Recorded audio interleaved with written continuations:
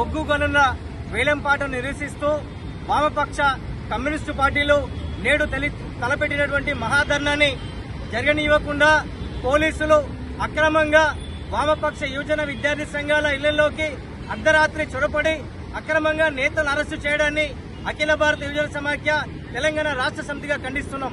ఎందుకంటే కాంగ్రెస్ ప్రభుత్వం వచ్చిన తర్వాత ప్రజాపాలన సక్రమంగా జరుగుతుందని ఆశాభావం వ్యక్తం చేశాం.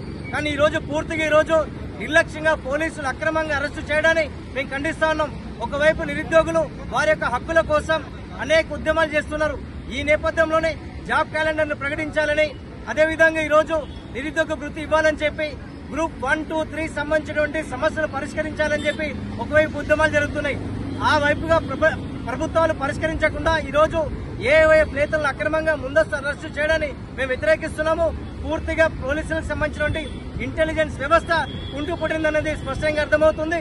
నిజంగా ఈ రోజు ఉద్యమాలను అణిచివేస్తే గత పాలకులకు పట్టినటువంటి విధానాలే ఈ ప్రభుత్వం పడుతుందని చెప్పి మేము ఏవైపు ఖండిస్తూ ఆరోపిస్తూ తక్షణమే అరెస్టు చేసినటువంటి ఏఐవైఎఫ్ తో పాటు ఇతర వామపక్ష యువజన సంఘాల నేతలు తక్షణమే బేషరతుగా విడుదల చేయాలని చెప్పి ఏఐవైఎఫ్ గా మేము డిమాండ్ చేస్తా ఉన్నాం.